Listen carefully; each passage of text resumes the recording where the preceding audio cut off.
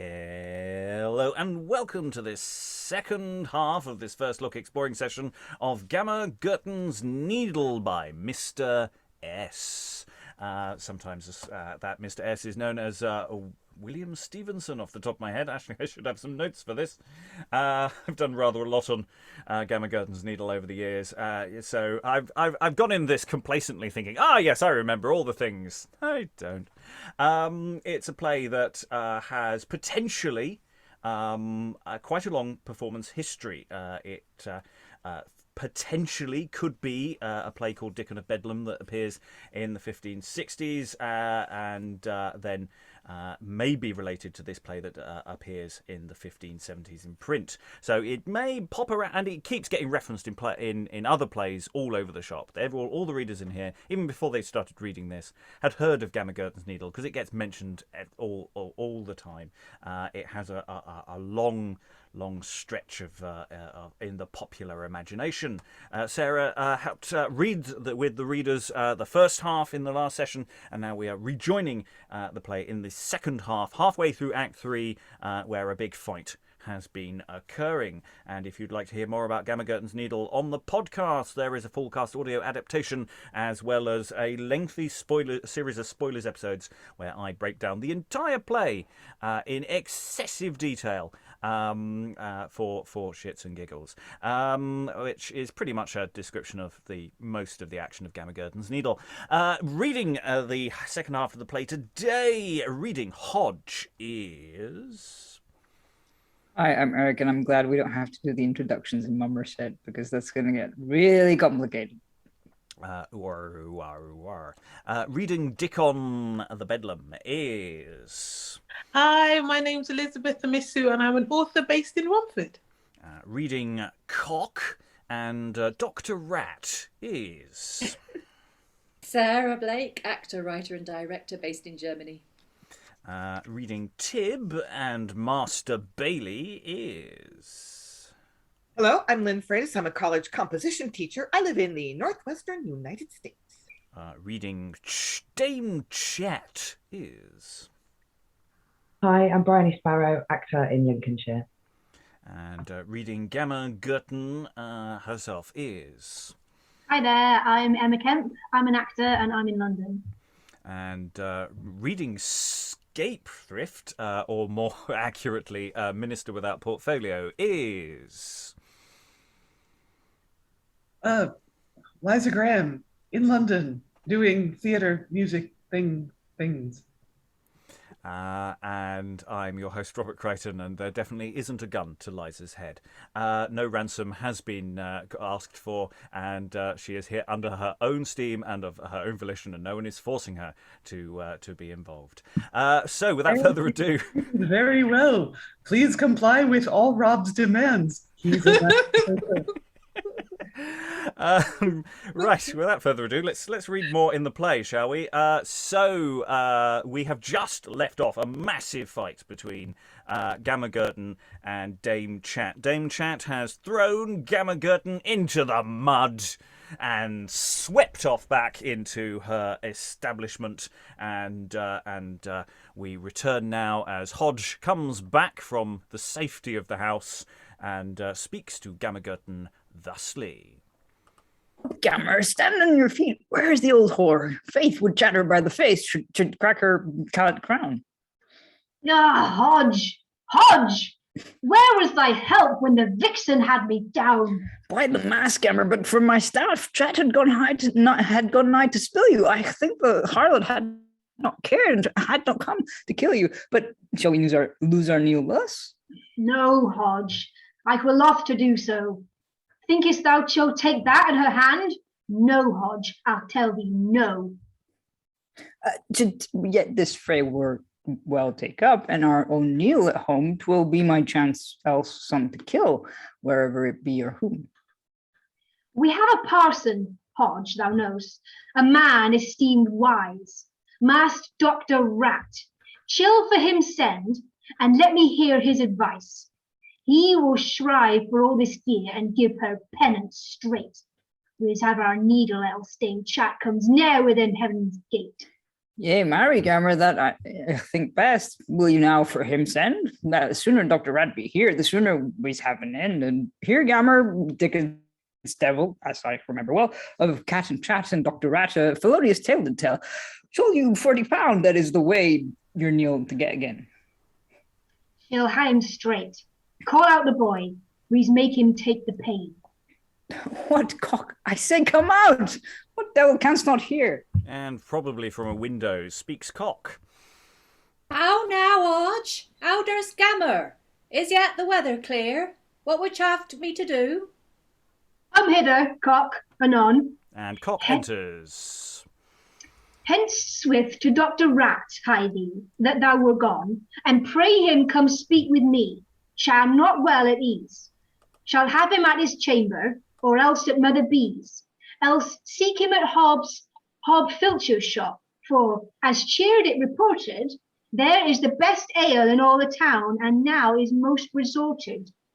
And shall I bring him with me, Gammer? Yea, by and by, good Cock. Shalt see that shall be here anon, else let me have on the dock. Now, Gammer, shall we two go in and tarry for his coming? What devil, woman, pluck up your heart and leave all this glooming. Though she were stronger at the first, as I think you did find her, yet ye dressed the drunken sow. What time you came behind her? Nay, I'm sure she lost not all, for set them to the beginning. And I doubt not, but he will make small boast of her winning. And enter Tib with the cat. Gammer, Gib, our cat. I'm afraid what she aileth. She stands me gasping behind the door as though her wind her faileth. Now mote he doubt that Gib should mean, now what she doth so dote. Hold hither, I hold £20, your Neil is in her throat. Grope her, I say, methinks I feel it does not prick your hand. I can feel nothing. No, I know that it's not within this land a mariner cat than Jib is. Betwixt the Thames and the Tyne, she has as much wit in her head as almost as Chad mine. Faith, she has eaten something that will not easily down, whether she get it at home or abroad or in town, he cannot tell. Alas, I fear it be some crooked pin, and then, farewell, Gib, she is undone and lost, all save the skin. 'Tis your Neil, woman, I say. Cog's soul, give me a knife and she'll have it out of her maw or till the end of my life. What? Nay, Hodge, fie! Kill not our cat. 'Tis all the cats we had now. By the mass, Dame Chat has me so moved, I cannot care what I killed my god of vow. Go to then, Tib, to this gear, hold up her tail and take her. She'll see what devil is in her guts, she'll take the pains to rake her. Rake a cat, Hodge? What wouldst thou do? What, thinks that charm not able? Did not Tom Tankard rake his kirtle to her day standing in the stable? Soft, be content. Let's hear what news Cock bringeth from Master Rat. Gammer, I've been there as you bade, you wot well about what. 'Twill not be long before he come, I durst swear off a book. He bid me see ye, be at home, and there for him to look. Where didst thou find him, boy? Was he not where I told thee? Yes, even at Hob Filcher's house, by him that Morton sold me. A cup of ale had in his hand, and a crab lay in the fire. Chad much ado to go and come, all was so full of mire. And Gammer, one thing I can tell, Hob Filcher's knoll was lost, and Dr. Rat found it again, hard beside the doorpost. I hold a penny can say something, you'll kneel again to fet. I'm glad to hear so much, Cock. Then trust he will not let to help us herein best he can. Therefore, till time he come, let us go in. If there be aught to get, thou shalt have some. And they exit. So, in the absence of a needle or any outcome, they've called on Dr. Rat to help them here. Dr. Rat, who's clearly always going to be found at some kind of drinking establishment. But he's apparently very good at finding things that are lost, so that's fine. Hodge suggesting some cat surgery there, so maybe the cat swallowed the needle. Maybe that's where the needle is. Hand me a knife. I'll see if I can get it out. So yeah, so following what is presumably an moment, we then go no moment. Eric. I like to think that the cat is probably just choking on a fur ball or something, but like, or a hairball or whatever, and they can't get it. They just think that it's something that is just. I mean, also it's an old cat. There was an allusion to the cat's age in the previous acts, I think. So yeah. Cats are always cooking on something. So yeah. But genuine worry about the health of the cat there. Tib comes on, Tib with Jib. It's just, again, it's another one of these sort of words repetition things going on.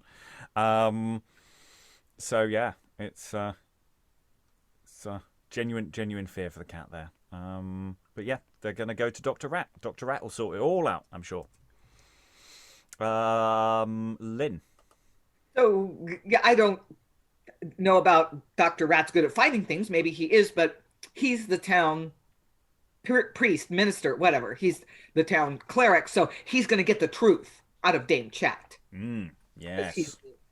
He's the religious authority, so he's going to question her, get her to tell the truth, shrive her, and make her do penance, get that needle back. Yeah. A needle is an important thing as well. Let's not mock them for their this is an important part of their household goods. Gammer Gurton, needs that needle. It's it's not as petty as it seems to us. Yeah. Right? Because you couldn't just go down to the craft store and buy a new one. We said this yesterday. It was actually a relatively expensive item because it was hand forged, but still, I mean, the fact that she carries on as if, the fate of Christendom, it depends on her finding this needle. It is pretty funny. And poor Hodge is still wandering around with a whacking great hole in his trousers. Eric. Yeah. And also what I find interesting is that, when they kind of he handles the cat thinking that there's a needle in her throat or something, and then kind of goes I'm not sure if he's just basically saying that he's as stupid as the cat or as clever as the cat. I'm not sure if that's, he kind of goes, she's as much wit in her head as I have in mine. It kind of and then it escalates from there. It's like, I just want to kill something because obviously I have to kill something. Poor cat. Yeah, take pains to rake a cat. What? Yeah, I was wondering about that also. What does that mean exactly? I think it's one step down from surgery. So I think it's it's literally to scrape it down. They're trying to, rather than cut open the cat to try and get a needle out, it's just sort of scrape down the side of the cat to try and ease the needle out, or something similar. Disturbing times.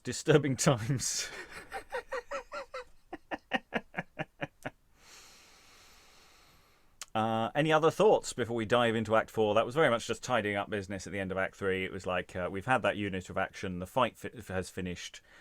What's the next stage of action? Let's get Dr. Rat.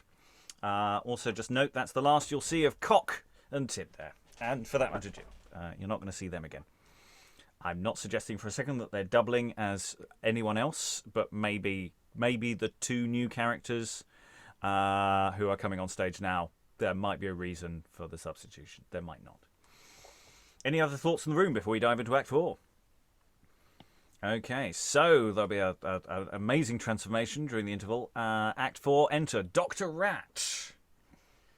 A man were better 20 times be a band dog and bark than e'er among such a sort be parish priest or clerk, where he shall never be at rest one pissing while a day, but he must trudge about the town this way and then that way, here to a drab, there to a thief, his shoes to tear and rent, and that which is worst of all, at every knave's commandment. I had not sit the space to drink 2 pots of ale, but Gammer Gurton's sorry boy was straightway at my tail. And she was sick, and I must come, to do I wot not what. If once her fingers end but ache, trudge, call for Dr. Rat. And when I come not at their call, I only thereby lose, for I am sure to lack therefore a tithe pig or a goose. I warrant you, when truth is known, and told they have their tale, the matter whereabout I come is not worth a halfpenny worth of ale. Yet must I talk so sage and smooth, as though I were a gloser. But ere the year come at an end, I shall be sure the loser. Enter Gammer Gurton. What work ye, Gammer Gurton? No, here is your friend, Dr. Rat. Ah, good Master Doctor. She ha troubled you. She wot well that. How do ye, woman? Be ye lusty, or be ye not well at ease? By yes, master, cham not sick, but yet chave a disease. Chad a foul turn now of late. She'll tell it you by gigs. Hath your brown cow cast her calf, or your sandy sow her pigs? No, but chad been as good they had, as this ich wot well. What is the matter? Alas, alas, she lost my good needle, my needle, I say. And what ye wot? A drab came by and spied it. And when I asked her for the same, the filth flatly denied it. What was she that... A dame, ich warrant you. She began to scold and brawl. Alas, alas, come hither, Hodge. This wretch can tell you all. Enter Hodge. Good morrow, Gaffer Vicar. Come on, fellow, let us hear. Thy dame hath said to me, thou knowest of all this gear. Let's see what thou canst say. By my faith, sir, that ye shall. What matter soever here was done, I can tell your maship. My master, my Gammer Gurton here, see now, sat her down at this door, see now, and she began to stir her, see now. Her needle fell in the floor, see now, and while her stuff she took, see now, I give her cat fling, see now. Her was, sorry, I can see him underneath. I give her cat to fling, see now. Her needle was lost in the forest, see now. Is not this a wondrous thing, see now? Then came the queen dame chat, see now, to ask for a black cup, see now. And even here at this gate, see now, she took that needle up, see now. My Gammer then she yeed, see now, her needle again to bring, see now, and was caught by the head, see now. Is not this a wondrous thing, see now? See, she'd tear my Gammer's coat, see now, and scratch her by the face, see now. Chad thought she had stopped her throat, see now. Is not this a wondrous case, see now? When I saw this, I was wroth, see now, and stirred between them twain. See now, else I durst take a book oath, see now, my Gammer had been slain, see now. This is even the whole matter, as Hodge has plainly told, and should fain be quiet for my part that should. But help us, good master, beseech ye that ye do, else shall we both be beaten and lose our needle too. What would ye have me to do? Tell me that I were gone. I will do the best that I can to set you both at one. But be ye sure Dame Chat hath this your needle found? And enter Diccon. Here comes the man that see ye take it up off the ground. Asking yourself, Master Rat, if you believe not me. and help me to my kneel for God's sake and Saint Charity. Come near, Diccon, and let us hear what thou can express. Wilt thou be sworn thou seest Dame Chat this woman's kneel have? Nay, by Saint Bennet will I not. Then might ye think me rave. Why didst thou not tell me so even here? Canst thou for shame deny it? Ay, marry, Gammer, but I said I would not abide by it. Will you say a thing and not stick to it to try it? Stick to it? Quoth you, Master Rat? Marry, sir, I defy it. Nay, there's many an honest man, when he such blasts hath blown in his friend's ears, he would be lost the same by him were known. If such a toy be used oft among the honesty, it may not beseem a simple man of your and my degree. Then we be never the nearer, for all that you can tell.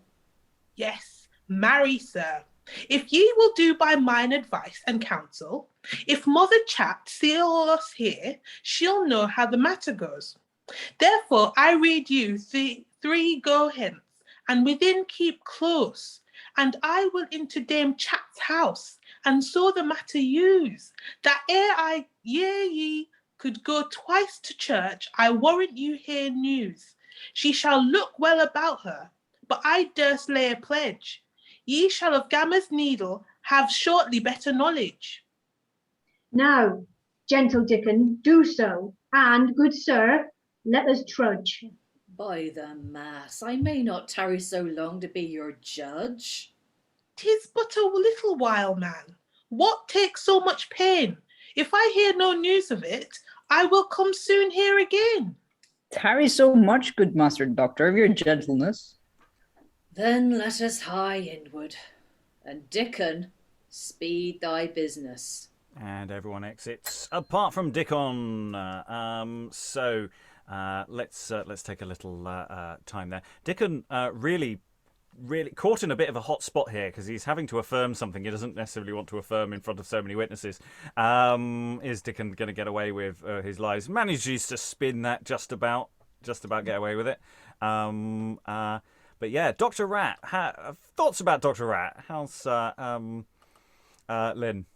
Yes, he doesn't seem to be ideally suited temperamentally to his calling. It's like he's annoyed by the fact that he has to, deal with people's bad behavior. He's the vicar, and he's like, I barely have time to drink. I'm so busy, doing my job.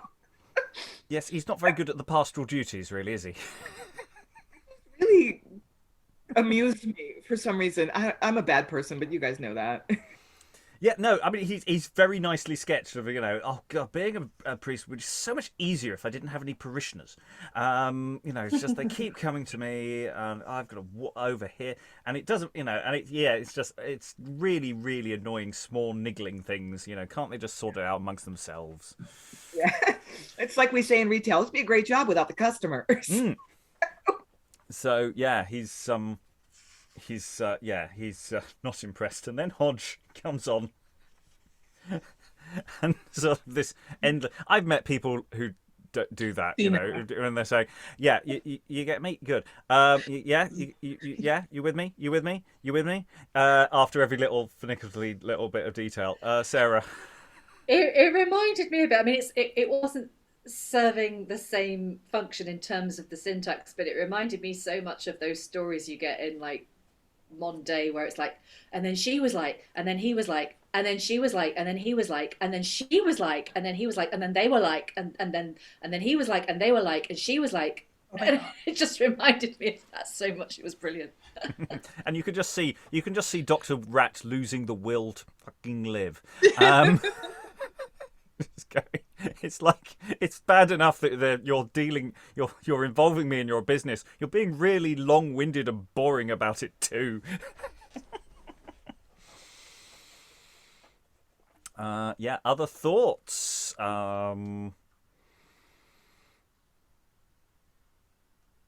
Eric? Well, what that speech does, though, it gives us the backstory to the whole thing. It only starts telling us about how his breeches broke about halfway. about halfway through. He doesn't actually like. I think I read it, but I had no idea what I was saying half the time. So, and yeah, it just kind of tapered off with see now. Yeah. See now. Yeah. So. But Of course, sometimes just it was to a remind you. Sorry, Elizabeth. Sorry, Rob. I said sometimes it was a question. See now. Yeah. Is not this a wondrous thing? No. Yes, and just for anyone who's in suspense as to the location of the needle, it's in Hodge's trousers. They're around the arse region.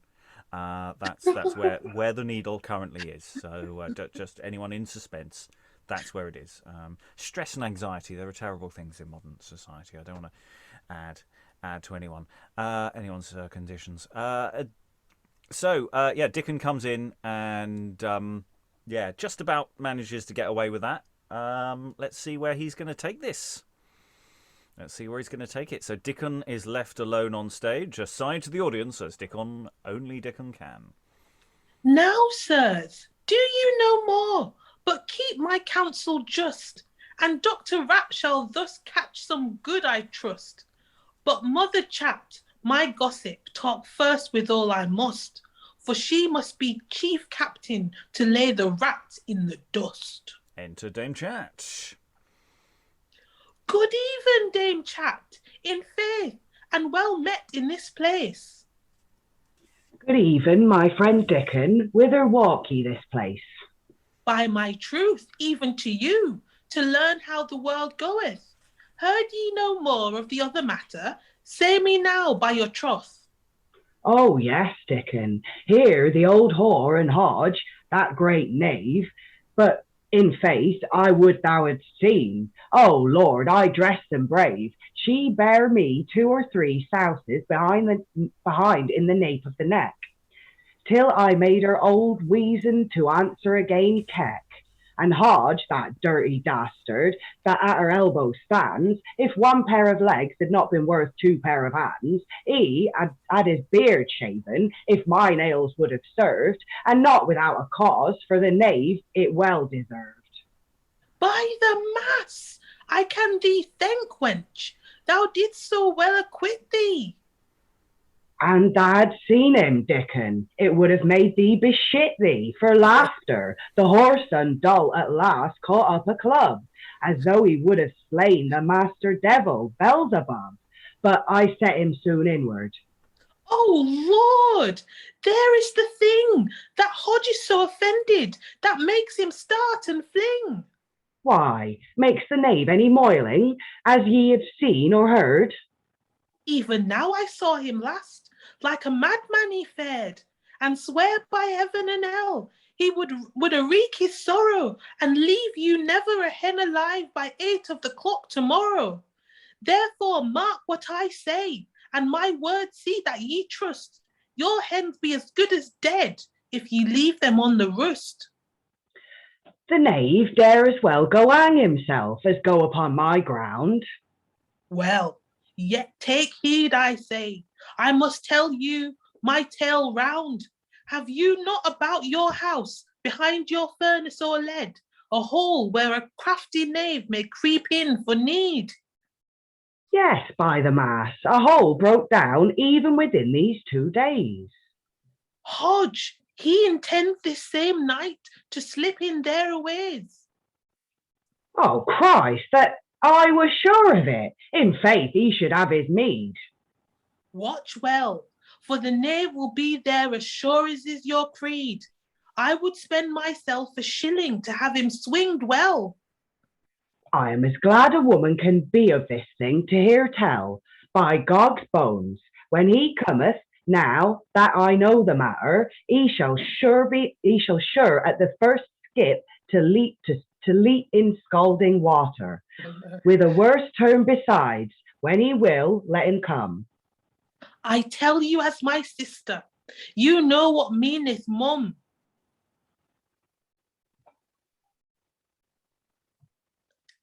And exit chat. Now lack I but my doctor to play his part again. And having exited chat, enter Dr. Rat. And lo, where he cometh towards, peradventure to his pain. What good news, Diccon? Fellow, is Mother Chat at home? She is, sir, and she is not. But it please her to whom? Yet did I take her tardy, as subtle as she was. The thing that thou wentest for, hast thou brought it to pass? I have done that I have done.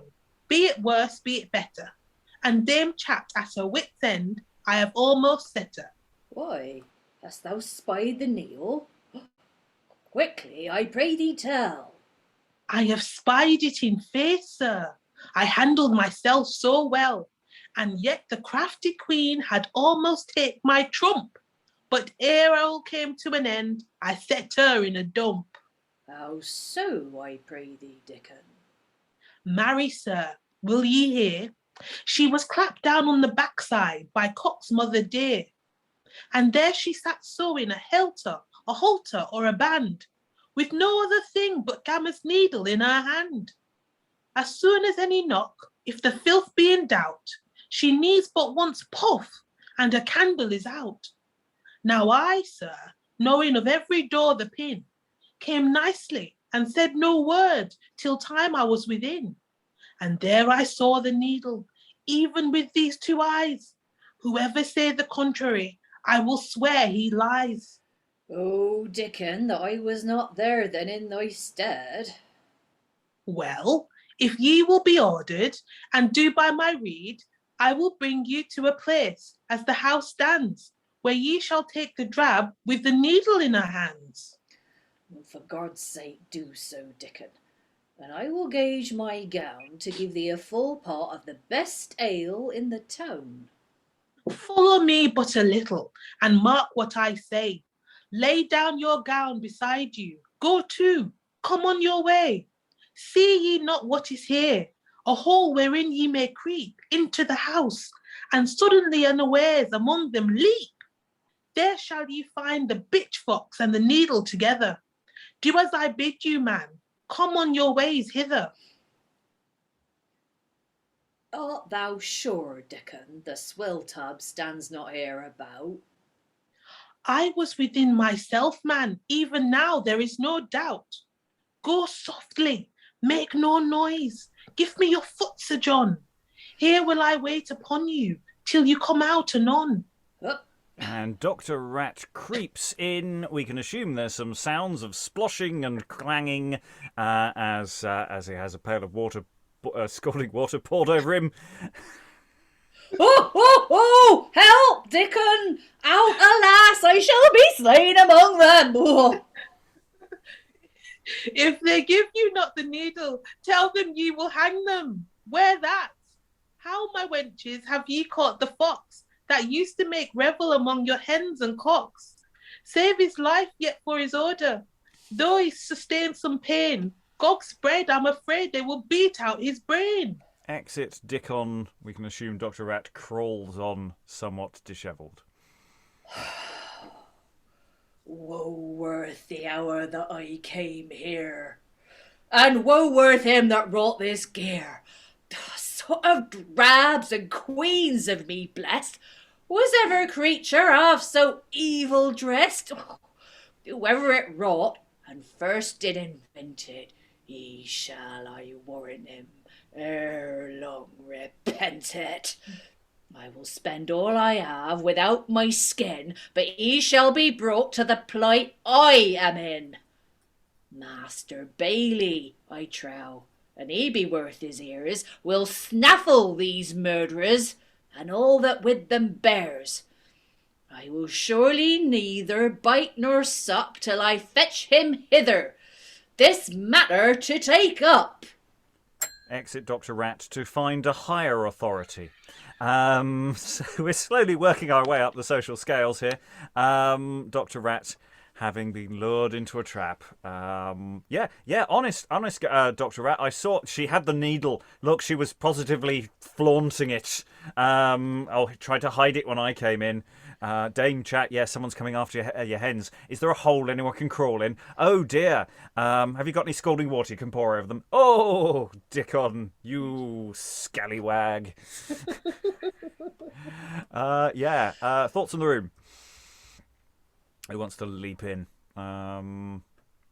Elizabeth.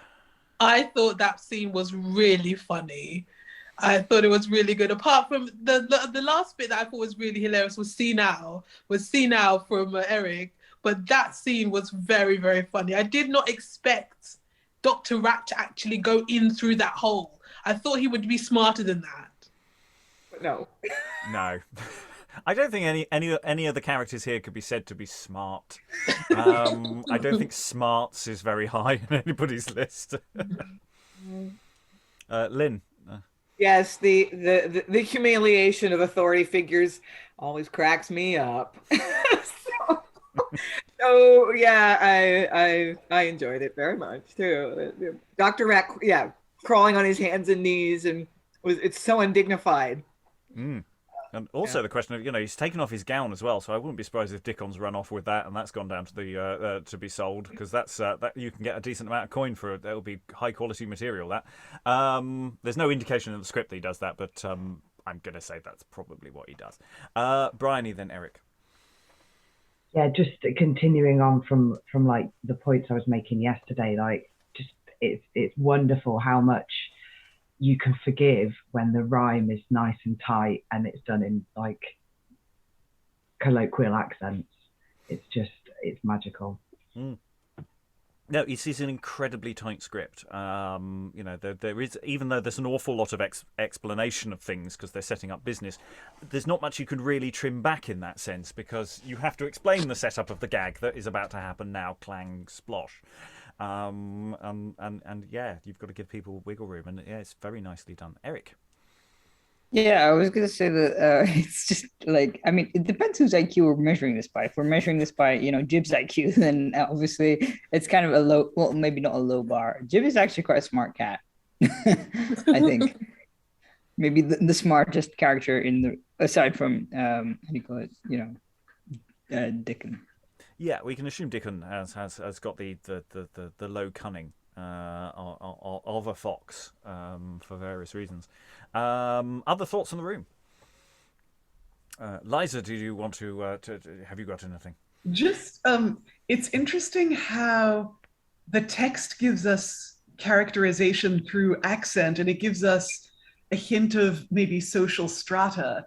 I was saying in chat, in fact, that Dame Chat sounds a little bit classier than her neighbors because there aren't as many rustic idioms in her speech, and the Bailey in the next scene sounds positively RP. Like and Dr. Rat is similarly doesn't have quite as much going on there either. I thought Sarah found a very nice pitch for Dr. Rat. It was interesting because he has no chabs and no chile and no chuds. He has none of that, which I was thinking, that's a shame. I can't do Mamaset with this, but then I'm like, I'm just going to do it anyway because it's fun. I thought it was very nice. It was regional, but there was a difference with the other characters, which was cool. It's the difference between accent and dialect in that sense. And just like it's really interesting. I mean, these small town plays, the cast is sort of its own little world, and sort of this is everyone in this town, and everyone has their place, and everyone knows each other, and everything. So everyone knows Diccon. So why the hell is anyone trusting him? Valid question. Because there wouldn't then be a play. Eric. Yeah, when Dr. Rat said, I'm going to go get a higher power, I was thinking sort of, God. But I mean, he doesn't seem to think himself a man of God in that sense, like sort of, he doesn't go that far. No, for a man of the cloth, God is clearly not on his side today. Poor thing.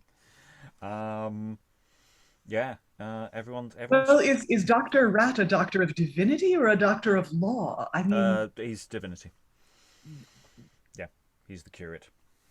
oh, well, how wow, that's kind of audacious for a play to have a curate humiliated in this way, isn't it? Or a divine. Well, Especially at the time it was written, actually, because we're talking Mary. Are we in Maryland? well, potentially No. the earliest version might exist from there. This is not, the printing of this is not till the 1570s. So it's been about, in theory, for quite a long time. It might date back even further than that. So it's tricky. It depends on whether you believe that it's that old a play. It might not be. I think it probably is because it's really tight. But yeah.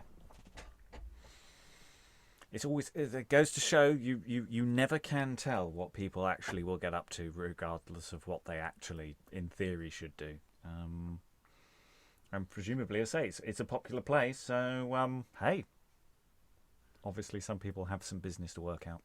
Yeah, and unfortunately, our margin of error for dating for a lot of these things is longer than the 5 years of Mary's reign. So I don't think there's any way to know. Yeah. Yeah, it's a tricky one.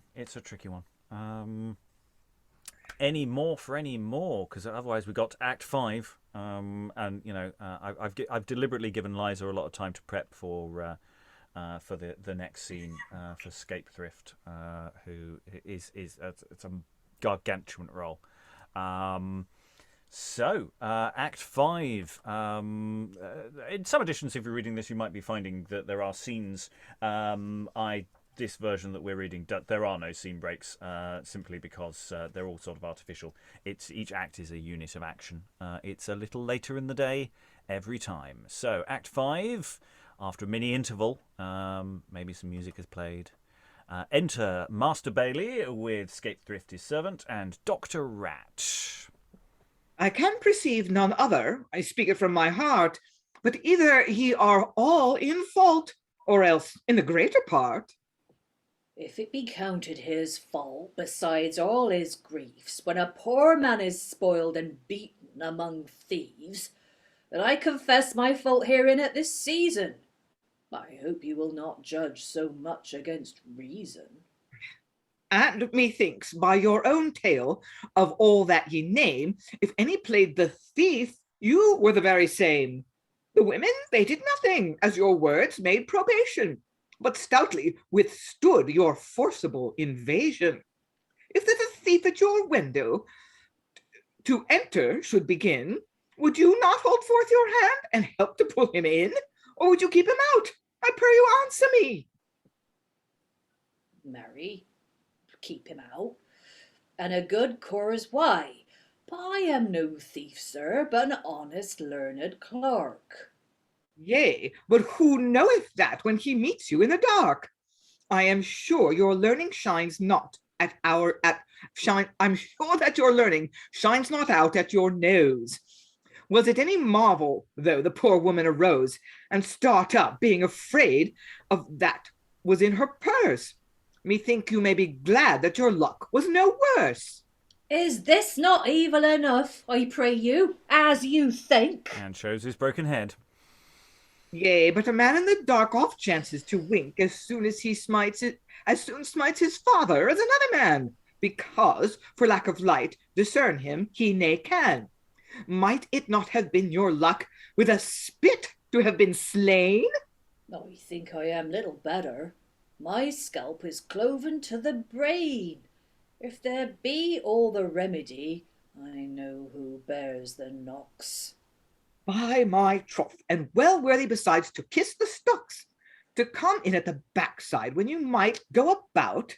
I know none such, unless they long to have their brains knocked out. Well, will you be so good, sir, as to talk with Dame Chat, and know what she intended? I ask no more but that. Let her be called fellow because of Master Doctor. I warrant in this case she will be her own proctor. She will tell her own tale in metre or in prose. I bid you seek your remedy, and so go wipe your nose. And Scape Thrift knocks, presumably on Dame Chat's door, and Dame Chat enters. Dame Chat, Master Doctor, upon you here complaineth that you and your maids should him much disorder, and taketh many an oath that no word can be feigned, laying to your charge how you thought him to murder. And on his own part, that same man saith further, he never offended you in word or intent. To hear you answer to, we have now for you sent. That I would have murdered him, fie on him, wretch, and evil more he, the for it, our Lord I beseech. I will swear on all the books that opens and shuts, he feigneth this tale out of his own guts. For this 7 weeks with me, I am sure he sat not down to rat. Nay, ye have other minions in the other end of the town, where ye were liker to catch such a blow than anywhere else, as far as I know. Belike then, Master Doctor, your stripe there you got not. Think you I am so mad that where I was but I wot not? Will ye believe this queen before she hath tried it? It is not the first deed she hath done, and afterward denied it. What, man, will you say I broke your head? How canst thou prove the contrary? Nay, how provest thou that I did the deed? Too plainly, by St. Mary, this proof I trow may serve, though no words spoke. And once again, shows his broken head. He's going to do this a lot. Because thy head is broken, was it I that broke? I saw thee, rat, I tell thee, not once within this fortnight. No, Mary, thou sawest me not, for why thou hadst no light. But I felt thee for all the dark beshrew thy smooth cheeks, and thou groped me. This will declare any day this 6 weeks. Answer me to this, Master Rat. When caught you this harm of yours? A while ago, sir, God he knoweth. Within less than these 2 hours. Dame Chat, was there none of you confess in faith about that season?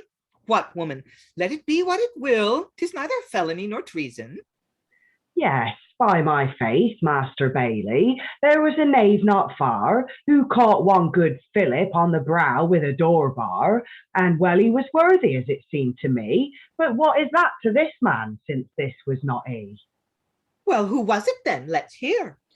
Alas, sir, ask you that? Is it not made plain enough by the own mouth of Dame Chat? The time agreeth, my head is broken, her tongue cannot lie, only upon a bare nay she saith it was not I. No, marry, it was not indeed. Ye shall hear by this one thing. This afternoon a friend of mine for goodwill gave me warning, and bade me well to look to my roost and all my capons pens, for if I took not better heed, a knave would have my ends. Then I, to save my goods, took so much pains as him to watch, and as good fortune served me, it was my chance for him to catch. What strokes he bare away, or other what was his gains, I wot not, but I am sure he had something for his pains. Yet tell'st thou not who it was? Who it was? A false thief, that came like a false fox to pulling to kill and mischief. But knowest thou not his name? I know it, but what then? It was that crafty Cullion Hodge, my Gammer Gurton's man. Call me the knave hither, he shall sure kiss the stocks. I shall teach him a lesson for filching hens and cocks. I marvel, Master Bailey, so bleared be your eyes. An egg is not so full of meat as she is full of lies.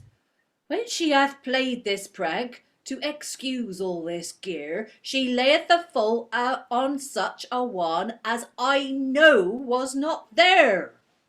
Was he not there? Look on his pate, that shall be his witness. I would my head were half so whole, I would seek no redress. But before Gammer Gurton, who once again Scape Thrift has been sent to knock on Gammer's door, comes on. I don't think Bailey's actually got that much to figure out here, because it's like, hey, someone hit me on the head. Yeah, but I didn't hit you. I hit somebody else on the head. Let's think about this. I do like Dr. Rat just constantly going, evidence. Look, have you seen this? Yeah. I've got photographs and everything. But yeah, I also like the fact that earlier stuff with Diccon, he's very, very careful about saying, now don't mention it was me. Don't mention my name. We're going to get a lot of that resistance to things coming up later on. So, people are quite determinedly not putting two and two together. There's something really interesting about that. It's just like, yeah, it's a really simple answer here. Would you like to find the answer? No, let's keep arguing with each other. Dr. Bailey, or not Dr. Master Bailey rather. Difficult case. But yeah, we have. He's here to sort it all out. He's here to sort everything out. He's got his servant Scape Thrift, who doesn't say anything. Nice. I mean, you really do have to keep this rocking along in order to keep the audience from asking that question we were asking a moment ago. Why does anyone believe Diccon? Yeah, and it's all about pace, isn't it? It's this kind of, he said this happened and this, no, that didn't happen, this happened, yes it did, no it didn't, and back and forth stuff. And of course, all of these stories are coming out because it was Hodge who was coming after my hens. What? Who? What? And yeah, it's the different accusations are all going to come piling out. So, Eric. Oh, yeah. Also, it's the what do you call it? He uses the same gag. Dickon, he's told her, Gammer Gurton is angry because she thinks you stole her cock and sort of ate him for breakfast or something. And now he's kind of like, oh, it makes sense to sort of lie that Hodge is going to come and avenge Gammer Gurton, which is if you think about it, it's still in the poultry area of the plot. Again, your hens are not unimportant things. In fact, your cockerel's not unimportant either. These are all important, valuable items that we're here for. These are big crimes. And I'm always interested in Chat's actually quite a good witness. So earlier in the play, we had Dame Chat sort of talked through the fight scene that we had. And I thought it was, she didn't embellish too much, actually. I felt it was Dame Chat's description of the fight with Gamma was perfectly reasonable, actually. I thought there was some... So I think Chat's a good witness. I think do well on the stand. I think, definitely. Other thoughts, because I'm just vamping now. Just vamping away. Emma.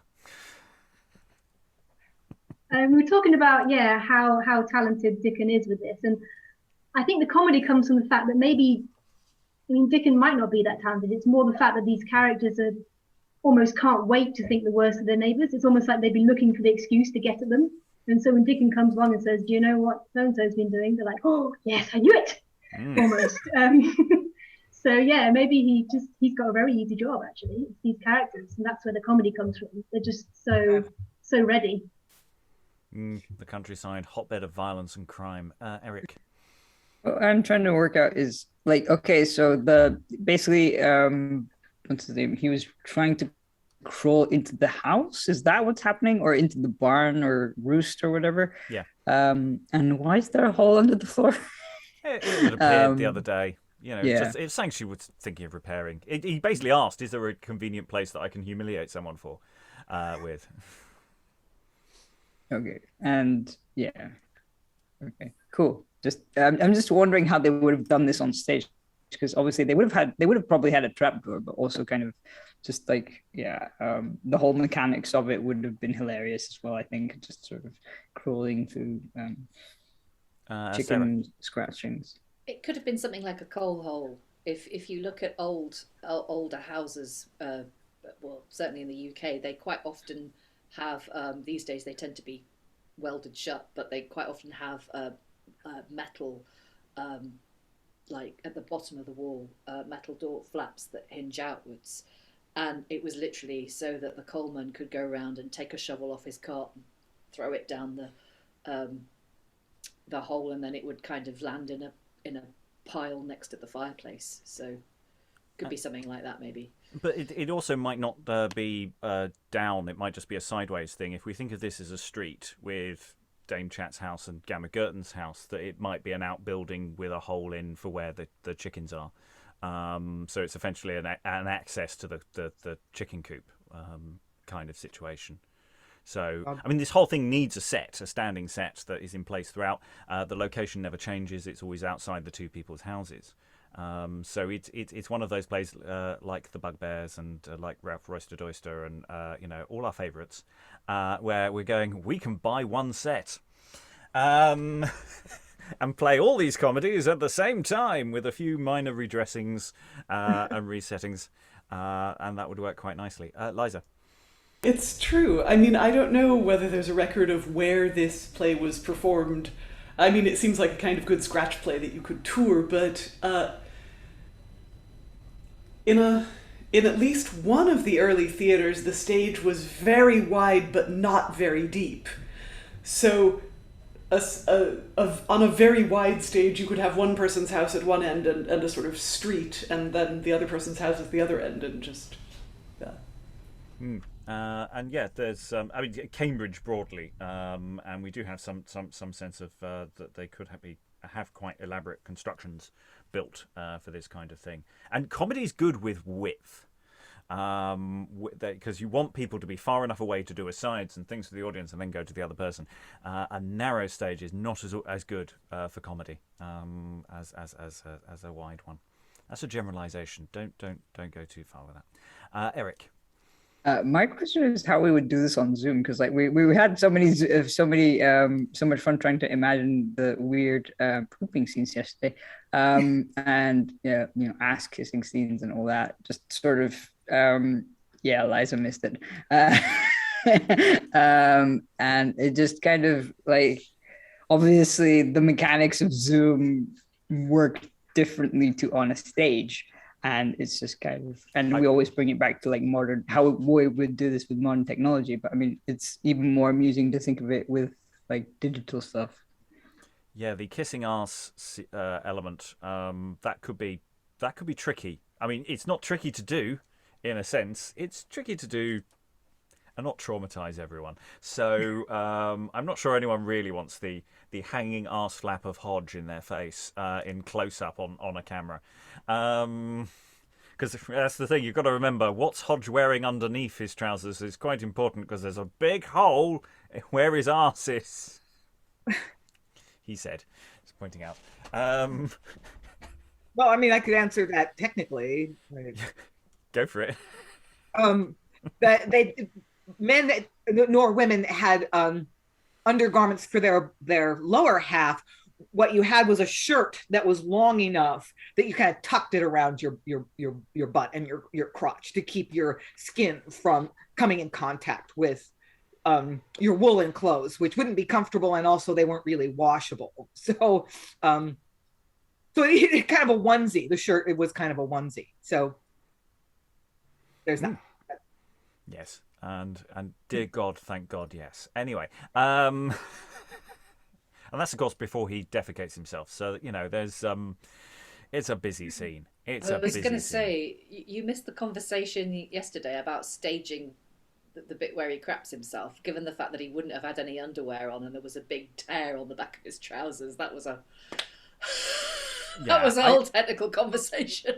I think sound effect and the shuffle of shame as he waddles off would be sufficient. I don't think you need to go further than that, but, hey, you do you. As long as he changes them trousers, because that's a very important plot point, because the trousers... It was his other trousers that had the needle in that were left in the house, and that's where the needle was, and now he's put on those trousers and the needle is near his arse. Just for anyone who's confused as to the location of the needle. I think the needle should actually have a bright bit of thread hanging out of it so you can see it the whole time, like pin the tail on the donkey, so that the audience always knows it's there. Others might disagree with this point. Anyway, any other thoughts? Otherwise, we'll get to Dame Gurton's evidence, shall we? We've had Dame chat, so they've called for Gammer Gurton.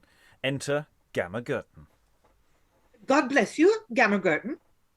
God heal ye, master mine. Thou hast a knave within thy house, Hodge, a servant of thine.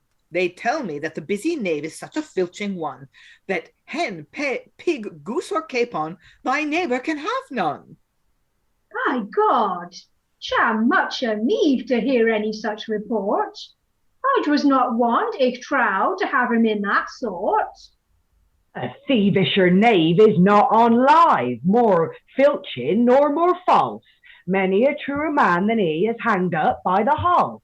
And thou, his dame of all his theft, thou art the sole receiver for Hodge to catch and thou to keep.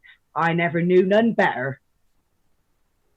Sir, reverence of your masterdom, and you were out a door, should be so bold for all her brags to call her arrant whore. And ich knew Hodge as bad as two, ich wish me endless sorrow, and should not take the pains to hang him up before tomorrow. What have I stolen from thee or thine, thou ill-favoured old trot? A great deal more, by God's blessed, than chever by thee got, that thou knowest well, I need not say it. Stop there, I say, and tell me here, I pray you, this matter, by the way. How chance Hodge is not here? Him would I fain have had. Alas, sir, he'll be here anon, I'll be handled too bad. Master Bailey, sir, ye be not such a fool, well I know, but ye perceive by this lingering there is a pad in the straw.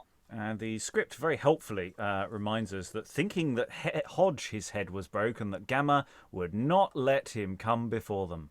But then a more helpful stage direction of enter Hodge.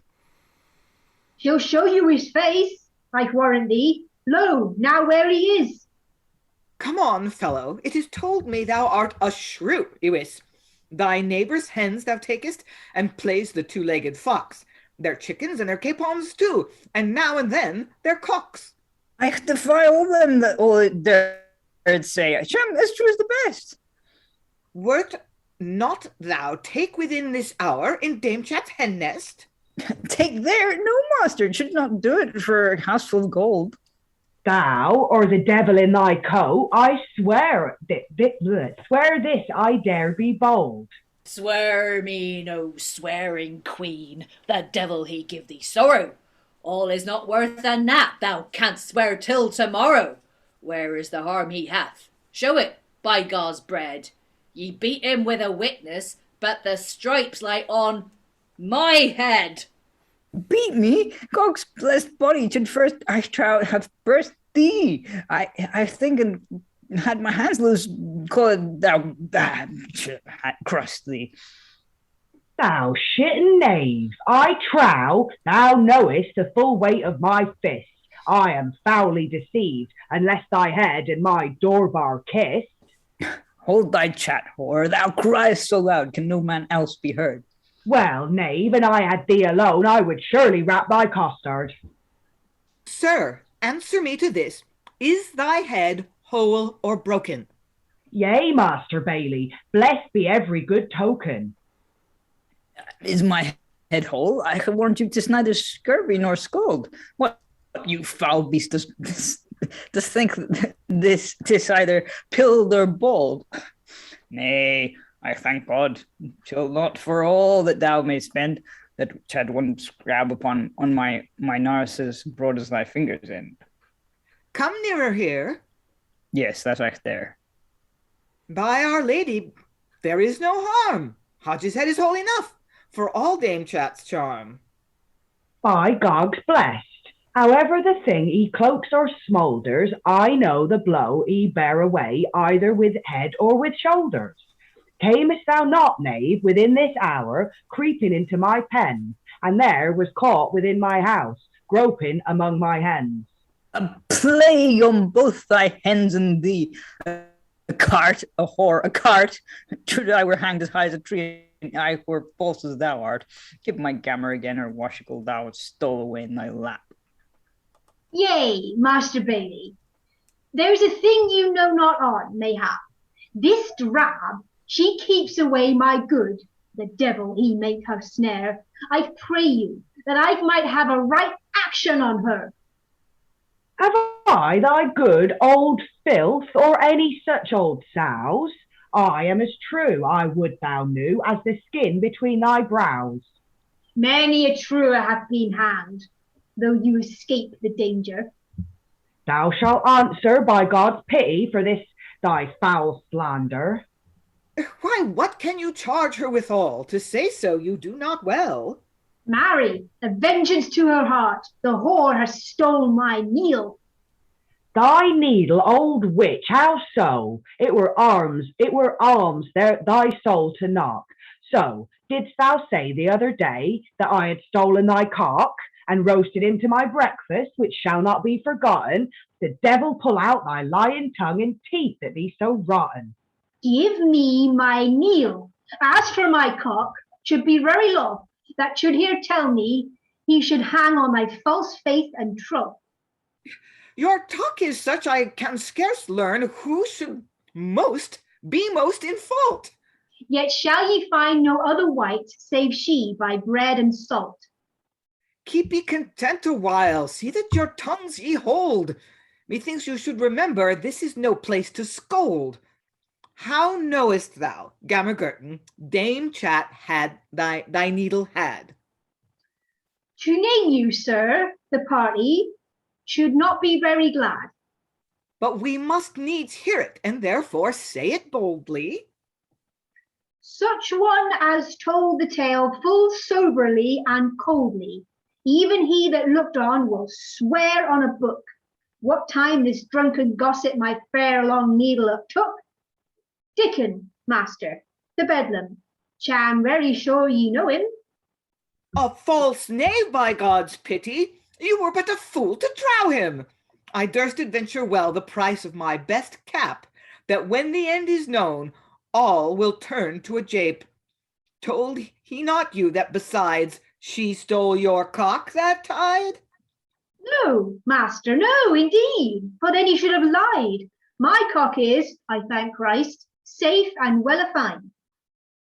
Yea, but that rugged colt, that whore, that tib of thine, said plainly thy cock was stolen, and in my house was eaten. That lying cut is lost, that she is not swinged and beaten, and yet for all my good name it were a small amends. I pick not this gear, hear'st thou, out of my fingers' ends. But he that heard it told me, who thou of late didst name, Diccon, whom all men knows, it was the very same. This is the case. You lost your needle about the doors, and she answers again she has no cock of yours. Thus in your talk and action, from that you do intend, she is whole 5 mile wide from that she doth defend. Will you say she hath your cock? No, marry, sir, that she'll not. Will you confess her needle? Will I? No, sir, will I not? Then there lieth all the matter. Soft, master, by the way. Ye know she could do little, and she could not say nay. Yea, but he that made one lie about your cock stealing will not stick to make another. What time lies in dealing? I ween the end will prove this brawl did first arise upon no other ground, but only Diccon's lies. Though some be lies, as you belike have espied them, yet other some be true. By proof I have well tried them. What other thing besides this, Dame Chat? And before we even get to what other things beside this, because the whole thing's clearly unraveling now as people drill down, and we finally get back to the needle. The needle is mentioned again. The needle, always the needle. And all the lies start coming together, and people are sort of going, and was it Dame Chat who sort of went, oh right, okay, I see I see where this is going now. Okay, you've mentioned Diccon. Oh dear. Yeah, it's all coming out now. It's all coming out now. There's still more unraveling to go. Because at some point someone's going to draw Dr. Rat back into this conversation, and that's always going to go well, isn't it? So yeah, how thoughts in the room? Thoughts in the room? Yeah. Lynn. I'm almost surprised Bailey figures it out, but like as soon as he hears Dickon's name, he's like, oh, that guy. Yeah. Again. You know this happens every week, guys. Every month at the least, right? Yeah. Yeah. And there's an awful lot of discussion of cocks. There's a lot of cock discussion. And who's dealing with whose hen's nest and things like that. You know, I'm sure there's nothing in any of that. Also, needle. I mean, you know, there's a lot of play you can have with needle. Let's be fair. You know, has Dame Chat had her needle? I don't know. There's who was it who was pointing out earlier that the dialect really isn't the same across characters, and that the Dr. Rat doesn't have the eek regional I, and neither does Bailey. But I noticed that I haven't noticed if Dr. Rat does this or not, but Bailey contracts needle to needle. So is there a pun going on there that I don't know about? Does needle mean something dirty? It might be that he's just quoting the pronunciation of everybody else there, you know, as a piece of evidence. I'm going to check the original spelling to see how it's phrased there. Briony. Yeah, I don't know if it was just because I took longer than usual to try and find the accent today, or whether it was in the writing, but it felt a little bit like the more worked up and into this fight Chat got, the more regional her accent got. And like I say, I'm not sure, it might have been a combination of both that amplified that, the fact that I struggled a bit and then finally got it. But yeah, it did feel as though that was written in a little bit as well. Like, it'd be a great choice. Yeah, it'd be a really good I noticed that too. And then the Bailey has that fantastic line, because you can imagine that both of them, their accents get thicker and thicker as they you know, square off against each other. And then Bailey has that line, "Your talk is such, I scarce learn who should be most in fault." And it's like, you can just imagine him like, good heavens, what are these two women saying? Because they just go more and more. You're both in contempt. I think universely through the play, in the original, it's Neil all the way. It's never needle. I don't think it ever is, technically. I could be wrong on that point, but so it might be modernised occasionally in the one you're reading, but I don't think actually it comes out as anything other than Neil. I don't know where Neil is. I don't know where they're keeping him. But bless his cotton socks. I think it's universally Neil all the way through. Yeah. Well, a choice that I would make if I were good enough at accents and knew more about them in the UK is that the Bailey and Dr. Rat, when they're not thinking about it, that's how they talk. Their more standard pronunciations are put on. So maybe that's why he resorts to needle, because that's how he would really say it. The whole, I can speak like a Londoner. He's faking because he's an authority figure. Eric? I don't understand. It was Hodge's swearing was like, he goes, "A plague on both my hands and thee," and then he goes, "A cart," as in like sort of a cart to sort of take her away, or sort of is that the gag that's going on there? Because Yeah. I can find the reference for that. I have a reference for that. Unruly women were flogged at the cart's tail. That is, a cart was driven along the street, and their hands were tied to the back of it, and they had to stagger along behind the cart while someone flogged them. The past may contain some misogyny. Yes, and we also have lying cut as well, which there's. Add an N. There's a lot of actually quite extreme insults. The insults, the scale of the insults does increase as the tempers increase. It is structured that way throughout. Hodge is actually quite misogynistic throughout. Actually, I mean, which is sort of. Fits within the logic of the character, and bad things happen to him, so you kind of get away with it. I would trim quite a few of his whores out. He uses it a lot. It's a little excessive, especially when we would like the audience to laugh. Briony. Yeah, it has definitely amped up a bit more today, because I was saying yesterday, like, somehow it doesn't grate as much because of the verse and how tight the rhyme scheme is. Somehow it makes a lot of stuff scarily forgivable, because like I'd normally be all over the misogyny, terrible, but it's and the violence, and just it's all very forgivable because of the lovely rhymes that go with it. Also, the characters are well drawn. They are believable people. It's not like they're being stereotypes who are doing certain they are to a degree, but they have a life to them. Dame Chat is doing things for a reason because she's Dame Chat, not because of other reasons. And same with Gamma. They've sketched enough out. Any more for any more? Otherwise, we will go to Dame Chat's evidence. What other thing beside this? What else is there, Dame Chat? What else is there to tell?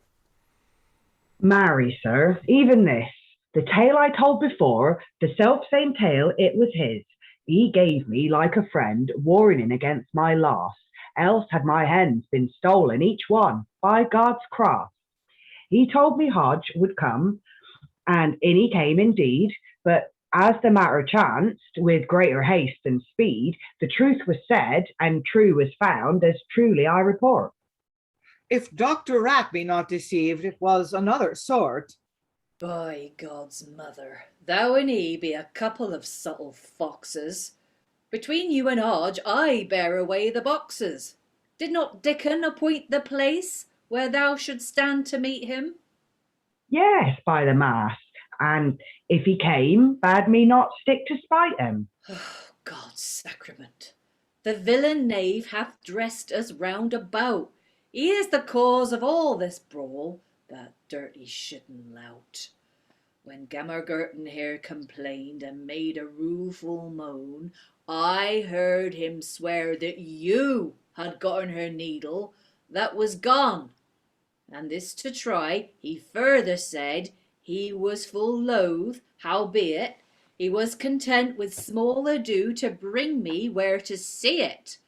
And where he sat, he said, full certain, if I would follow his rede, into your house a privy way, he would me guide and lead. And where ye had it in your hands, sewing about a clout, and set me in the black hole, thereby to find you out.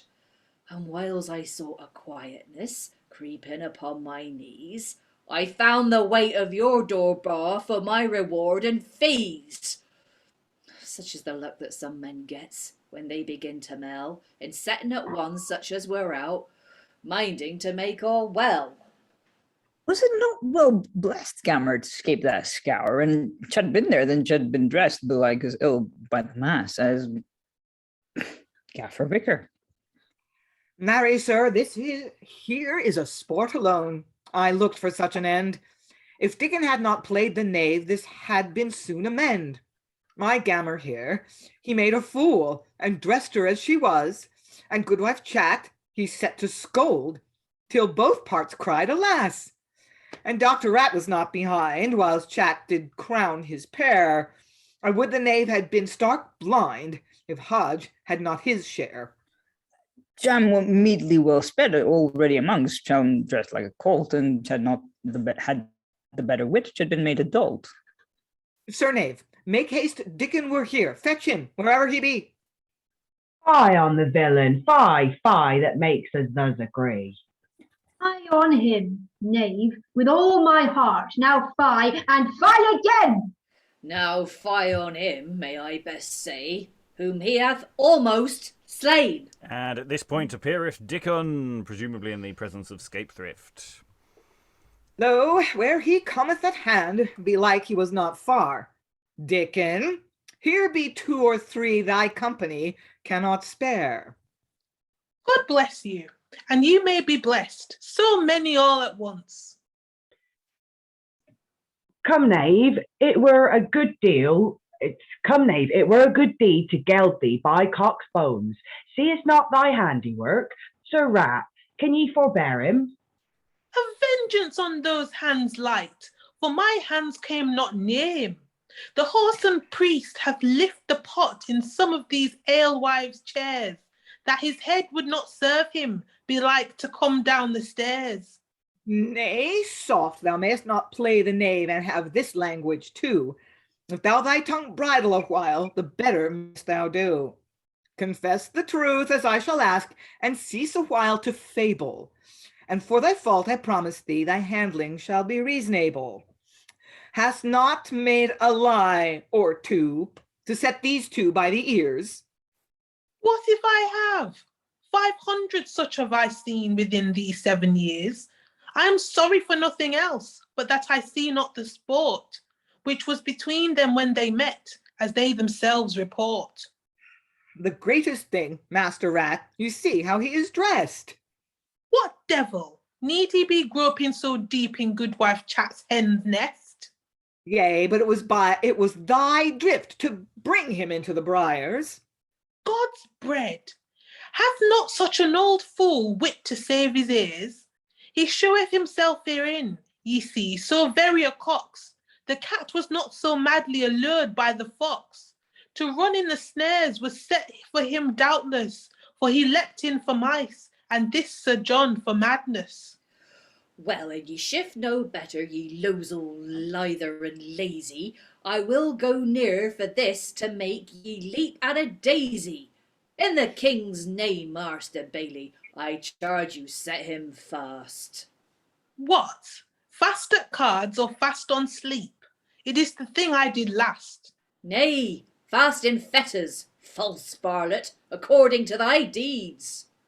Master Doctor, there is no remedy. I must entreat you needs some other kind of punishment. Nay, by all hallows, his punishment, if I may judge, shall be naught else but the gallows. That were too sore, a spiritual man to be so extreme. Is he worthy any better, sir? How do you judge and deem? I grant him worthy punishment, but in no wise so great. It is a shame, I tell you plain, for such false knaves entreat. He has almost undone us all, that is as true as steel. And yet, for all this great ado, cham never the near my kneel. Canst thou not say anything to that, Diccon, with least or most? Yea, marry, sir, thus much I can say well, the needle is lost. Nay, canst thou not tell which way the needle may be found? No, by my faith, sir, though I might have £100. Oh, liar, lickdish, didst not say the needle would be gotten. No, Hodge, by the same token, you were that time be shitten, for fear of hobgoblin. You wot well what I mean. As long as it is since, I fear me yet ye be scarce clean. Well, Master Rot, you must both learn and teach us to forgive, since Diccon hath confession made, and is so clean shreve. If ye to me consent to amend this heavy chance, I will enjoin him here some open kind of penance. Of his condition, where ye know my fee is 20 pence for the bloodshed, I am agreed with you here to dispense. Ye shall go quit, so that ye grant the matter now to run, to end with mirth among us all, even as it was begun. Say yea, Master Vicar, and he shall sure confess to be your debtor, and all we that here be present will love you much the better. My part is the worst. But since he all hereon agree, go even to Master Bailey. Let it be so for me. How sayest thou, Diccon? Art content this shall on me depend? Go to, Master Bailey. Say on your mind. I know ye are my friend. Then mark ye well, to recompense this thy former action, because thou hast offended all, to make them satisfaction, before their faces here kneel down, and as I say thee, I shall thee teach, for thou shalt make an oath of Hodge's leather breech. And yes, we'll just pause there. So this is an oath on Hodge's leather breech. So we had some ass kissing earlier. Whether Bailey goes quite that far, or whether it's just simply put your hand on this Bible. This thing. What's going on there? There it just a note ahead for whoever's reading Diccon. Elizabeth, there is a stage direction at the end of your next speech, which I will read. You don't need to. So yes, there is a emphasis here on Hodge's arse. You can take this in staging terms how you'd like. So yeah, Dr. Rat isn't very happy. Yeah. Get the impression, everybody else is, sort of taking things in a relatively good-humoured way, whereas Dr. Rat is sort of calling for vengeance and destruction and death. Hang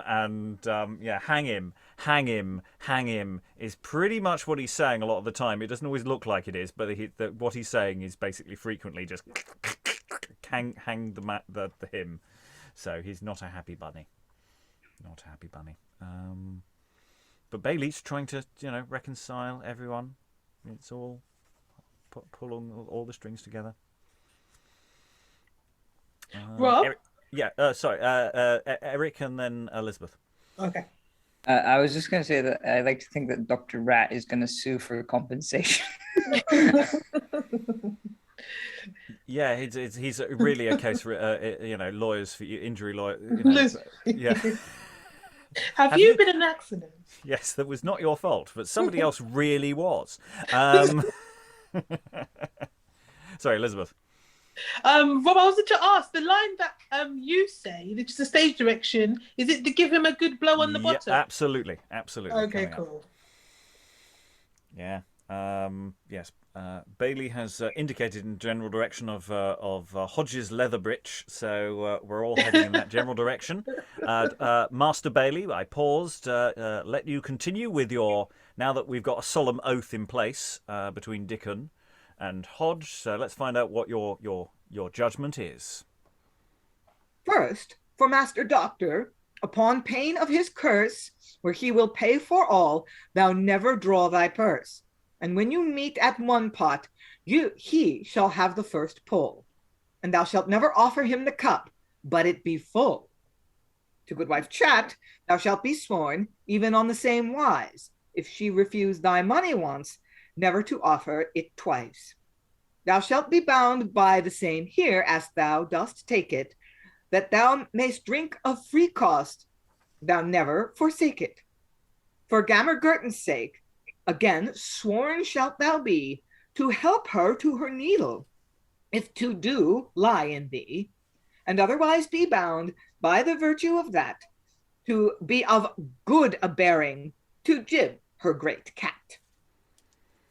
Last of all for Hodge, the oath to scan, thou shalt never take him for a fine gentleman. I'm just going to pause us there because I think we should take in this judgment. One gets the impression that Bailey is slightly taking the Mickey. He's like going, look, I can follow what I'm saying. Sorry. Yeah, but basically, be a good drinking companion. Be good to Dame Chat. Yeah, he basically curses him to never pay for his own drinks. What's yeah, up with that? It's awful, isn't it? Help Gammer Gurton find a needle if you can, and be nice to the cat. Be of good bearing. And this is the thing. This is the status of Diccon here, because Diccon the Bedlam, he's presumably someone who has left an institution like Bedlam. And is effectively a licensed beggar to be going out. He might actually genuinely have some level of mental health issues, having been in an institution like that. So he has a certain level of license. And so there's no point Bailey punishing him in an excessive way, because that would just be cruel and pointless, whatever Dr. Rat thinks. Of course, within the context of this play, he's a lot cleverer than that, and these things probably don't matter too much. Liza. Yeah, I mean, the word mad is used in this time both to signify a possible mental illness or neurodivergence, but also it's used of people who do outrageous and crazy things that people who stir shit up in the way that Diccon does. And he sort of, it intrigues me the way he sits about halfway between Vice and Harlequin. I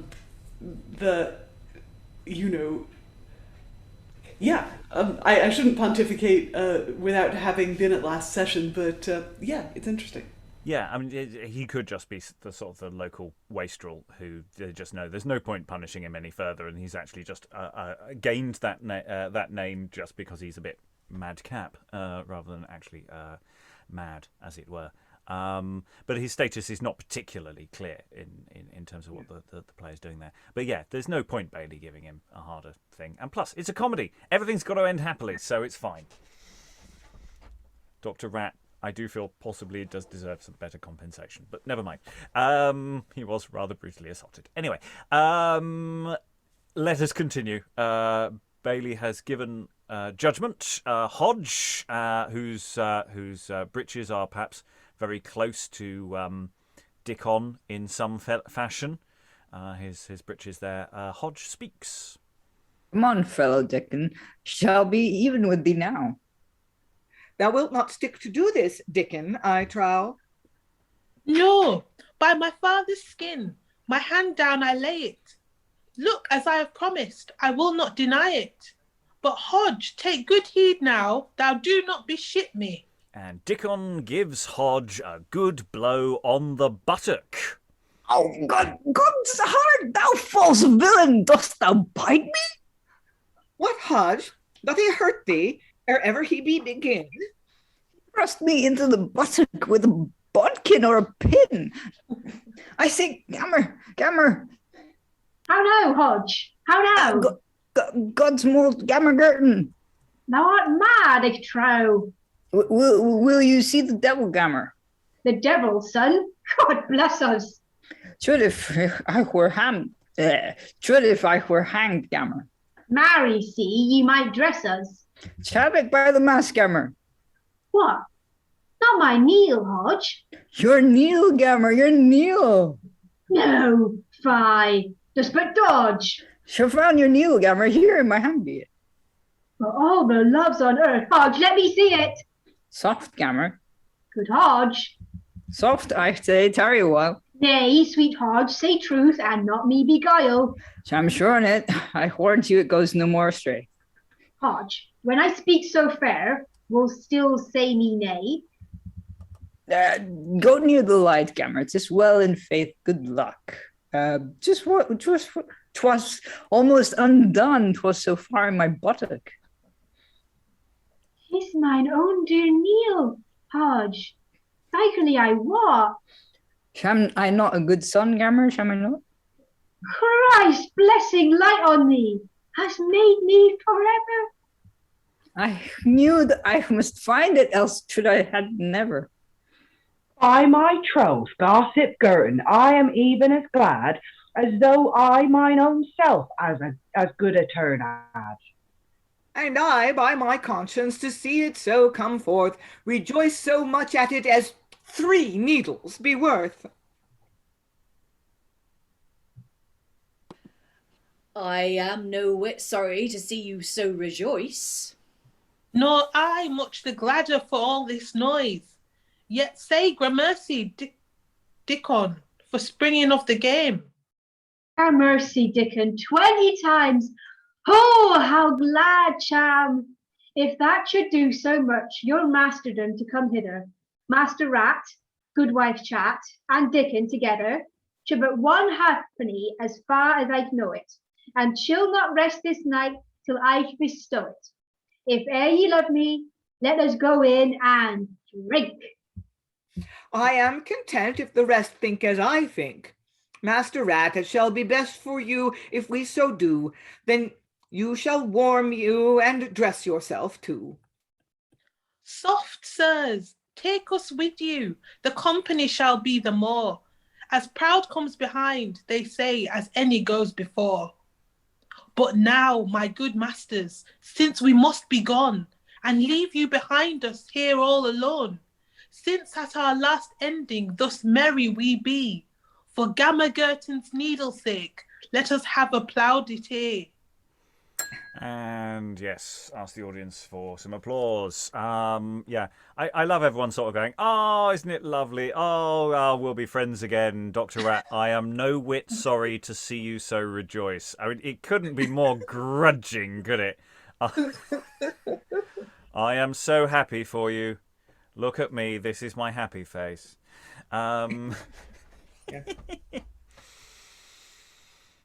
So everyone, they found the needle. It was in Hodge's breeches the whole time. Far into his buttock. Well, after he slapped him on the arse. I mean, it's the question. I would put a sound effect in probably. It depends how long the needle is as well. Actually, you know. I mean, Hodge has vaguely repaired his the hole in his trousers. Of course, he did have a thong and all. I don't know whether he actually did any work with it. So there is some debate there. Eric, I guess that just leaves the question: does Dickon know all along? And he just shit stirs from the beginning. I don't think he actually has a Scooby about where the needle is. He just sees it as an inn. I don't think anyone in the play knows where the needle is. Only we know where the needle is. It's behind you. Or, to put it another way, it's in your behind. So, yeah. Bless them. There's something really sweet about the exchange between Hodge and Gammer at the end as well. You found it. I had it all the time. And it's also, I'm not a good son, Gammer. I've been a good boy, have I? That was really interesting how long that exchange is and the shortness of the lines, the tempo changes. Mm. We want to drag that reveal out a little bit. Oh, yeah, absolutely, because it's like, the moment has come. Is it? Can it be true? Is it real? Elizabeth. Yeah, I was just thinking about how like Gollum-esque Gammer Gurton was with this needle. Like it was like the one ring, the whole, yeah, my precious. Yeah. Go near the light, Gammer. So far in his buttock. Eric. I just like the idea that it's kind of like that moment of, I am the chosen one. I found the needle. It was my destiny. Yeah, so, and everyone goes and has a drink and probably a sing-song in the pub, and everyone lives happily ever after. Briony. Yeah, I like that it has that everyone goes for a drink line at the end, because I did say yesterday, like, it feels very pubby. This could easily be put on in a tavern in a small town beautifully. And it almost is like, I don't know, like a giant drinking game or something, because the plot is so thin, but it's still wonderful and it's so much fun, and the rhyming and everything else. It almost is a bit intoxicating, and I love that it's got this tie back to that, like, let's go for a drink feel of it. And it's very tolerable. If you basically ignore Scape Thrift, which you can, or get an audience member to do the part, and work in the assumption that Doll it doesn't need to physically exist either, and can just be an offstage character you shout at, and you double up the parts you can. It's only 6 actors. You only need 6. That is a very, very nice number. I like Doable. That. It's got everything. It's got shit jokes. It's got fart jokes. It's got a cat. It's got different different species poo gags as well. So it's not just human poo. It's animal poo too. It's got Don't something forget for the everything. cock jokes. The cock jokes are crucial. Cock jokes. It's got cock for days. Yeah. Really more cocks than we can handle. Yeah. And it's safe and fine. More Yeah. cocks than you could shake a cock at. Fighting, of course. There's violence. People get wet. God. Get wet when encountering a cock. And I say lots of fun physical violence. So the and music in theory as well. And again, the music could be incorporated. If you've got the performers who can also do some music as well, because it doesn't really matter. But because the music cue that we have is basically to say it's in the music in the tavern. Basically, it's the people in there having it's like the door opens and you can hear them singing, and then Dame Chat does some stuff. So or Diccon does some stuff because he comes out at that point, having semi-traded his bacon for a good time. Briony and Sarah. Then Sarah.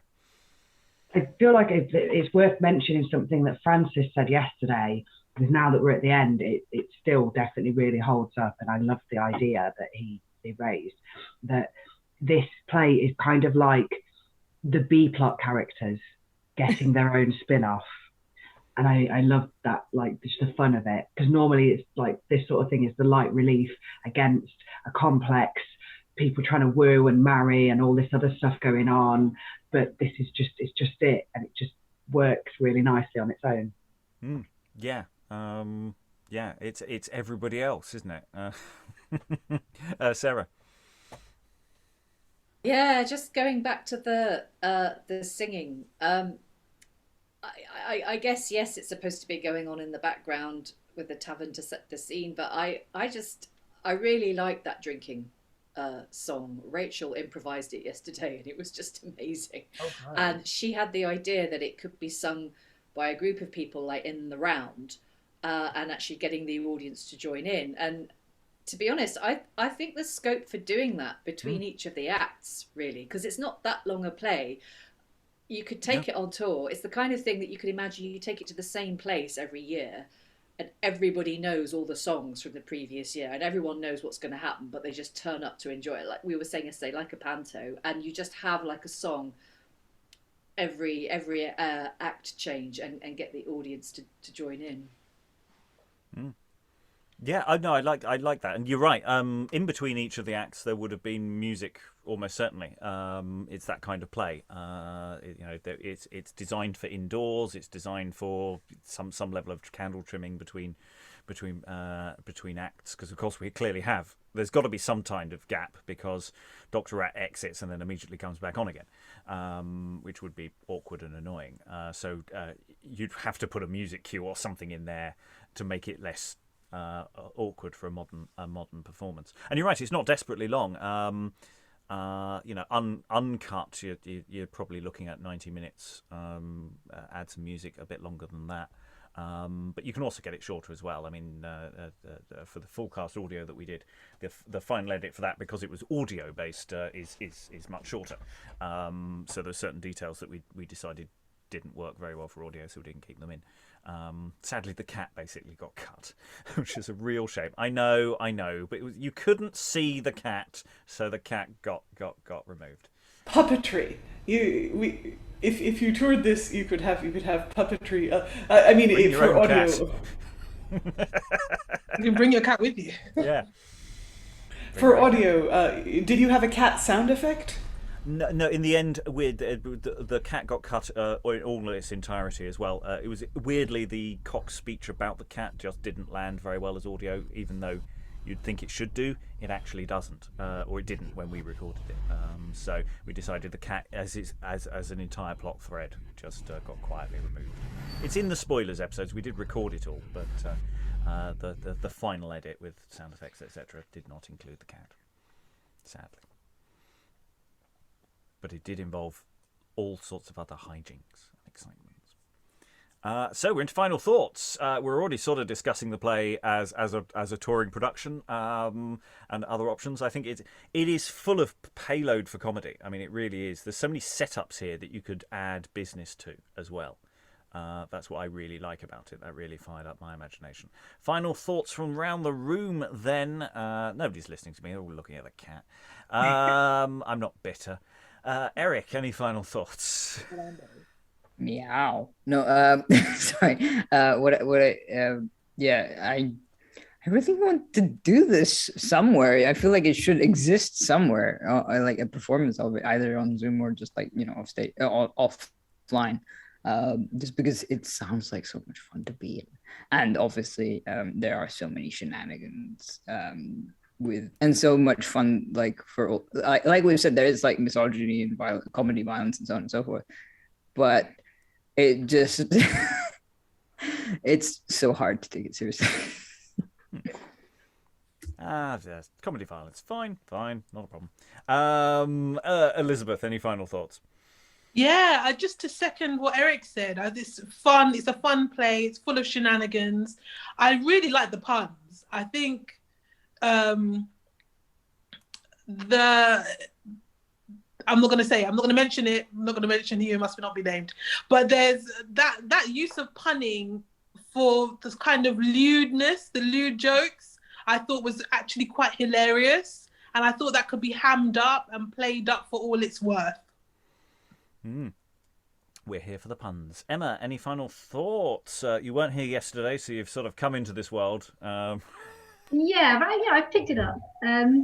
Yeah, it's definitely one to take further. I really, really enjoyed this one. I did struggle with the language, the dialect. But I think if you were taking it further as actors, you would work on that, tune into it. And once you've got it, it trips along so nicely.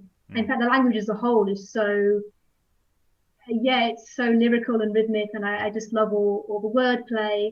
It's very musical. And yeah, like you said, it would work very well with music. Between scenes, maybe underscoring scenes, maybe musical sound effects. So yeah, lots of exciting possibilities. Liza, which instrument is best for farting? Usually a brass instrument. One, ideally, really a tuba, although it's not period accurate. No, but I think I could live with that. Yeah, I'm having flashbacks when I was at college as an undergrad. Another guy in my year announced his intention to stage this play. I don't know if he ever actually got his production off the ground, but he was going to interpolate a song from another play we've done. I forget which, but the song was called "He That Writeth with His Quill," and it also contained poop jokes. So it was a good fit for this play. Yes, I agree with what everyone else is saying. It's a fun play. It's a stage-worthy play. It's fun to speak. It's not written it's not overwritten in this very writerly way that we, a lot of plays we've done, the sort of academic tragedies have been. So I would be delighted to try and get this on stage somewhere, even with all the tech challenges involving poop. And I volunteer this guy as tribute. I think the cast. Yeah, I mean, there really isn't any fat on this script at all. I mean, it's all doing something, or almost all of it. You can. I mean, there are sort of mini comics set pieces that are removable, but you don't. As I've said, you can do. But it all works, and it all works so well, and it's so lovely. And again, no one's listening to me because they're all looking at it. Sarah, any final thoughts? Not only is there no cats to trim on this play, but it does something which I think is really quite rare for a play, in that it builds a world so beautifully. You get this with novels, and more recently with certain TV series, that they create a world and they draw you into it and you don't want to leave. You don't often get, you quite often get it with a play production, depending on how it's directed and staged and what have you, but for it to happen on the page just with the script, I think is a real testament to the deftness of the writing and the skill of the playwright. And I want to spend more time with these people. Like there's that thing with, the reason why Hodge is so in such a state about the fact that both of his trousers are ripped. It was just a throwaway line we had yesterday, but it's because he wants to go and meet Christian Clack, who is Tom Simpson's maid, who, is coming tomorrow, and he does not know what could happen between them. And I want to see that, like I want episode 2. I want to see that meeting and find out what happens and spend more time in this mythical place, where people are like, oh my God, I lost my needle. It's just fantastic. The world building is superb. And so, I'm just super impressed with it. And like everyone else, I want to stage it and take it on tour and just basically do it forever, really. It's the sort of thing you could take it to, you could do it every year for the rest of your life and just go to a different location every year, the same week that you were there the year before, and people would just love you because you'd be like, oh, they're back, fantastic, we get to go and see Gammer Gurton's Needle again. You'd never have to change your repertoire. And it's talking of the world. It's all set on. It's almost contains all the unities here, because it starts late afternoon, early evening. Hodge is trudging off from returning from work on the fields, and he's covered in mud and other things. Basically, Hodge's colour palette is brown, different shades of hopefully mud, but probably other things from the fields and from himself and all the rest of it. It's just basically, you'd have to have about four costumes for Hodge, all of them slightly more dishevelled than the others, and same for Dr. Rat as well. There's so many options. Briony, any final thoughts? Agree with a lot of what's been said already. It's light and fun and has this musical quality, and it's a joy to read, and even all of the problematic stuff is just totally forgivable because it's such a joy to read. Really, really, really enjoyed this one, and just I feel like it's got such a small town pub intimate sort of feeling to it as well that you could really play with. Lynn, any final thoughts? Yes, I've been thinking about what it would be like to produce this on this side of the herring pond, and there's some different challenges because the marmoset does not function in the same way. We don't recognize that as kind of the rural comedy dialect. It's just it doesn't have the same meaning here. I don't think we have an equivalent. You can kind of do comedy hick Southern, but that actually has kind of a negative valence to it that would undermine the way this play functions. So, I think you'd have to do a very light version of the language, one that a British person would say, nobody in England talks like that. Nobody in the UK talks like that. What even is that? This is America. It's just sort of an indication of an accent. It's not a real accent. I had a conversation with someone who had worked on a production of Playboy of the Western World that had just gone down in flames. It was just like everyone hated it. No one could understand anything anyone was saying. And I'm like, that's because you tried to do a real Irish accent. That's impenetrable to the American ear. You have to do a fake Irish accent that sounds Irish to uneducated Americans, but they can still understand what you're saying. It's like you tried to be too authentic. Because I worked on a production that was really quite successful, but our accent was just like, it was fake. So you're going to lose a little bit because you don't have the resonances that the Marmoset has in the UK. But I think that the language is musical enough that you could still make it work. And of course, the bodily function humor. Sorry, that's just funny. and so a lot of the physical stuff would carry over really well. I mean, even for in the UK, this stuff, you have to tune into it, and all the chav and Isles and all the oiks and things like that. You sort of have to make some decisions there because it is quite alien and weird actually. And when we were working on the full cast audio, we basically made some decisions about what we were doing, which might not be accurate in any stretch of the imagination for original pronunciation, but yeah, we didn't care. They're all dead. Who cares? Briony, were you waving? Yeah, I think this thought's just escaped me though. Sorry. That's right. Elizabeth, did you catch the thought in the air as it flew? It was a different one, but there was something. So, Lynn was talking about accents, and I was just really reminded of, I don't know if anyone's seen the film Gangs of New York with Leonardo DiCaprio. Those accents are a bit, they're a bit like, where's these accents from?